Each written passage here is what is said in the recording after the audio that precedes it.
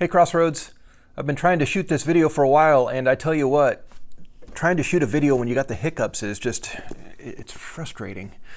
But we're continuing with our devotional series through Psalms, and my devotional thought comes from Psalms 2 today. Hopefully these hiccups will go away so I can actually make it through this one. I think I've shot this video like 15, 16 times now, so bear with me. Psalms 2 says, "Why did the nations conspire and the peoples plot in vain? The kings of the earth take their stand, and the rulers gather together against the Lord and against his anointed one. Let us break their chains, they say, and throw off their fetters. The one enthroned in heaven laughs, the Lord scoffs at them. Then he rebukes them in his anger and terrifies them in his wrath, saying, I have installed my king on Zion, my holy hill."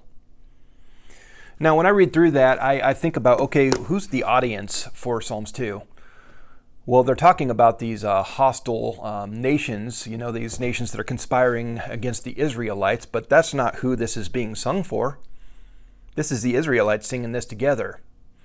And so what you see a lot through the Psalms is this idea that war is at our doorstep, and it's almost always the same. It's, what are we afraid of? What do we have to fear? Interesting, isn't it? Here we are a few thousand years later, and it's still the resonating theme in our lives is, what are we worried about?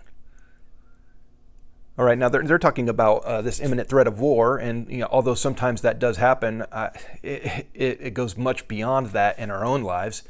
We have so much worry in our lives on a daily basis. How am I going to make the bills?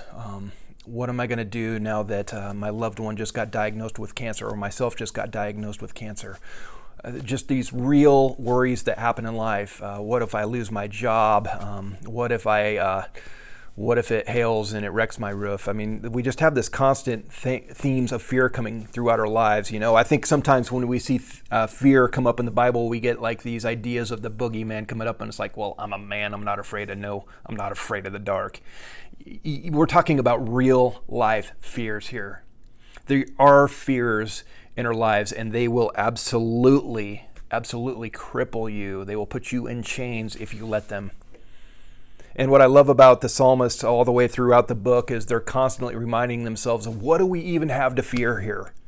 I mean, the whole psalm can be wrapped up in the last sentence of it, and it says, "Blessed are all who take refuge in him." That's the reoccurring theme, and that's the thing that we need to get. Blessed are us Christians who take our solace in Christ Jesus, what he did on the cross. We have nothing to fear in this life. And I know that fear still encapsulates so many of us. I mean, if I'm honest, at points in times, it can really take root in my own life. But that's why reading through these Psalms is so critical, because you get this picture of, what do we really have to worry about? They're remembering well what it is the Lord has done, so they can have confidence for what the Lord can and will do. Guys, I find that so encouraging, that he's got us. Blessed are all who take refuge in him. If you've got worry in your life, start with a sense of honesty here. That's what the Israelites did. This is my worry. But then remember what the Lord has done and have confidence that what he says at the end, blessed are all who take refuge in him, is absolutely true. I hope you found this encouraging, and we'll see you on the next video.